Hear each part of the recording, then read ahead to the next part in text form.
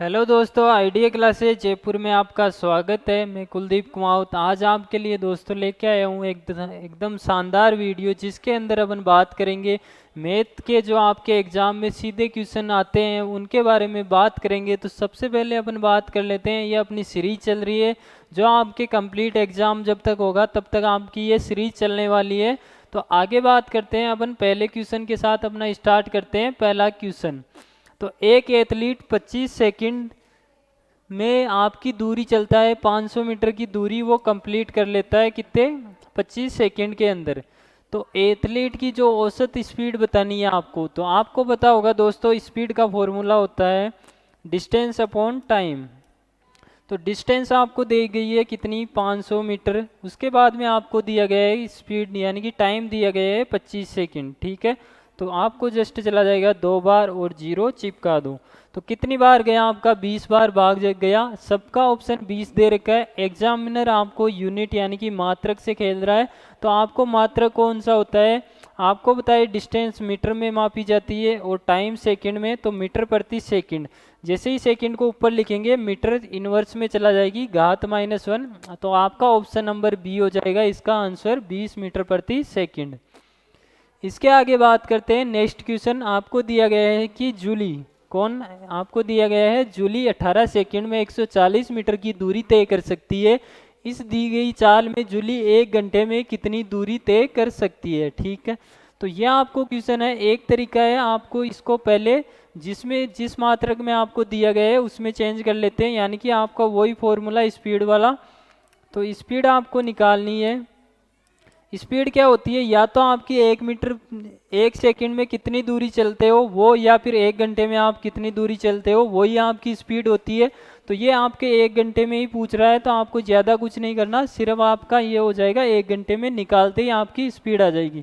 तो आप चल रहे कितने 140 मीटर चल रहे हो कितनी सेकंड में 18 सेकंड में। अब आपको पता होना चाहिए कि जो मीटर प्रति सेकंड को किलोमीटर पर आवर में चेंज करते हैं, तो इसको मल्टीप्लाई करते हैं 18/5 से गुणा करना पड़ता है, तब आपकी 1 घंटे की स्पीड आ जाएगी या फिर आपकी औसत स्पीड आ जाएगी। स्पीड क्या होती है, 1 घंटे में चली गई आपकी दूरी होती है 18 से आपका 18 चला जाएगा और 5 से चला जाएगा कितनी बार 28 बार। तो ऑप्शन कौन सा हो जाएगा आपका, ऑप्शन नंबर सी इसका आंसर हो जाएगा। ठीक है, आगे बात करते हैं दोस्तों। Next question, question number 3। Question number 3 आपका साधारण ब्याज का क्वेश्चन है। आपको डरना नहीं है, करना कुछ है, थोड़ा सा इजी क्वेश्चन है कि साधारण ब्याज की 10% वार्षिक दर पर निवेशित कोई धनराशि स्वयं से 40% अधिक हो जाएगी। ठीक है, कितने समय में ये अधिक हो जाएगी। आपको हर साल ब्याज मिल रहा है दोस्तों, कितना 10% ब्याज मिल रहा है हर साल, यानी कि first year rate of interest आपकी 10 साल दी गई है। और स्वयं की यानी कि कोई भी संख्या होती है वो अपने आप में 100% है मान लेते हैं। ठीक है, और वो कितनी हो जाती है स्वयं से 40% अधिक, यानी कि कितनी हो जाती है वो 140 हो जाती है। हर साल आपको 10% ब्याज मिल रखा है और कितनी हो गई 40% अधिक हो गई। एक साल में कितना ब्याज मिल रहा है आपको 10%, डिवाइड करोगे तो कितना आ जाएगा 4। तो 4 साल में आपकी कितनी हो जाएगी 140%। तो ये ऑप्शन नंबर डी इसका आंसर हो जाएगा। आगे बात करते हैं। नेक्स्ट क्वेश्चन आपको दिया गया है कि कोई धनराशि है 6400 रुपये की धनराशि 6% वार्षिक दर साधारण ब्याज की दर से कितनी अवधि में बढ़कर कितनी हो जाएगी। अब आपको क्या करना है कि आपकी राशि कितनी है 7168 हो जाएगी और पहले कितनी थी आपकी 6400। तो इसमें से इसको घटा लेते हैं, कितना 8 आ जाएगा 6 आ जाएगा और ये कितना हो जाएगा आपका 7। तो कितनी है आपकी धनराशि कितनी बढ़ चुकी है 768 रुपये बढ़ चुकी है आपकी धनराशि। और आपको यानी कि कितने साल में बढ़ गई, और रेट एक साल की जो रेट ऑफ इंटरेस्ट आपको दी गई है कितनी 12। तो अपन 6400 का निकालते हैं 6%, प्रतिशत हटाते ही 2 जीरो लग जाएंगे और ये कितने हो गए आपके 24, 2 कैरी हो गया 36 2 38। तो 384 हो गए, ये इसका जस्ट डबल है। तो कितने साल में हो जाएगी आपकी 2 साल में इतना आपको ब्याज मिल जाएगा। उसके बाद में नेक्स्ट क्वेश्चन दिया गया है कि 5% कमीशन काटने के बाद एक टेलीविज़न सेट का मूल्य 95 है, तो इसका अंकित मूल्य ज्ञात कीजिए।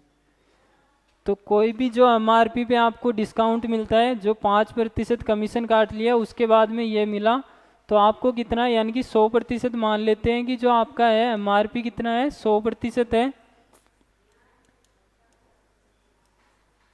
डिस्काउंट आपको 5% यानी कमीशन काट लिया, तो फिर उसके बाद में सेलिंग प्राइस कितनी हो जाएगी, 95।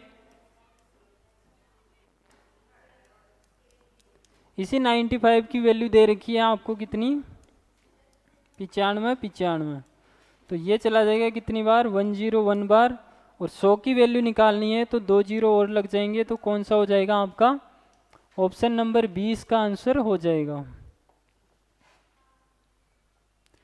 उसके बाद में नेक्स्ट क्वेश्चन आपको दिया गया है, अगला क्वेश्चन, जिसके अंदर आपको 5% की छूट के साथ 6500 रुपये का सामान खरीदा गया, तब बिल में 4% की बिक्री कर भी शामिल था। ठीक है, अभी ये इफेक्टिव रेट वाला क्वेश्चन है, या तो इफेक्टिव रेट से कर लो या फिर आप इसको कर सकते हो।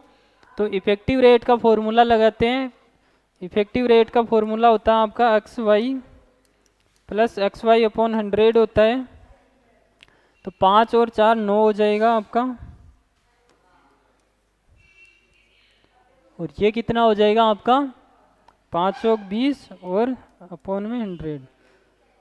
तो इसको लिख लेता हूँ मैं, कितना हो जाएगा, 1/5, 46/5 हो जाएगा, है ना। इसकी वैल्यू दे रखी है, यानी कि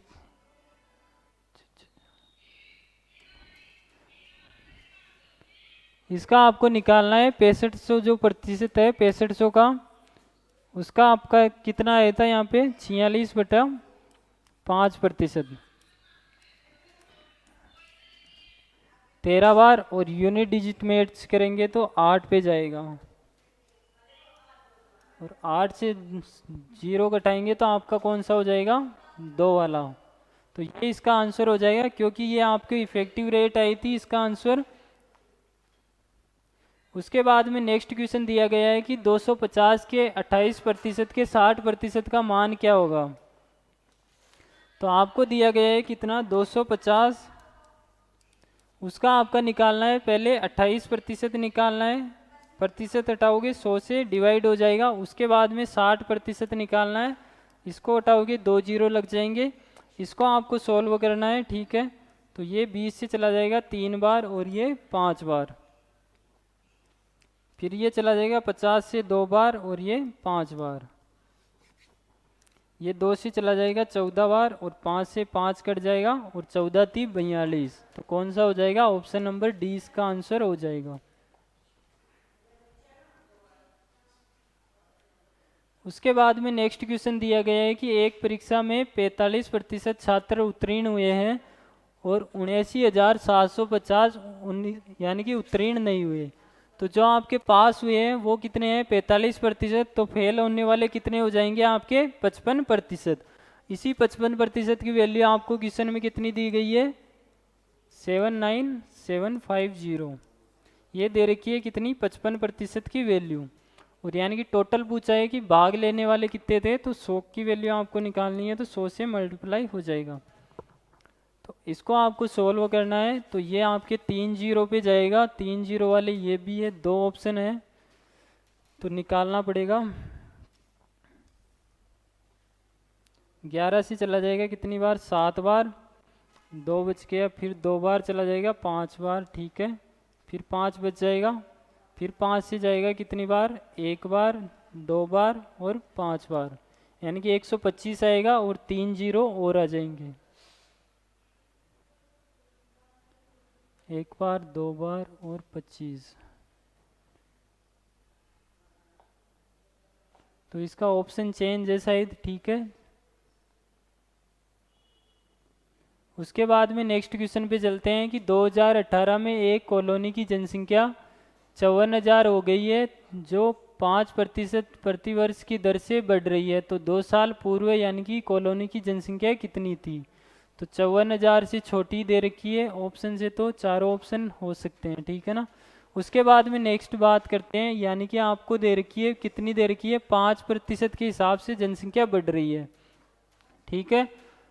तो 5, सबसे पहले अपन 54 दे रखा है, 54,000, ठीक है।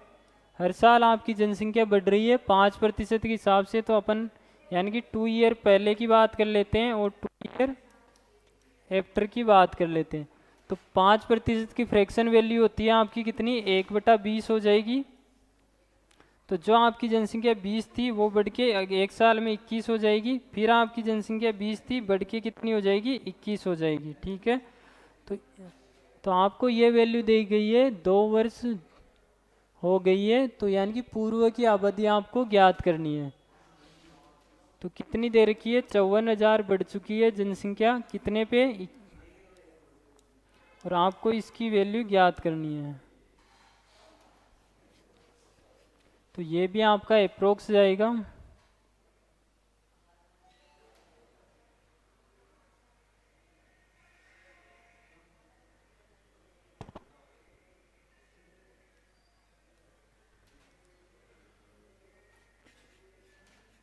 ये भी नहीं कटेगा, बंद कर रहे यार।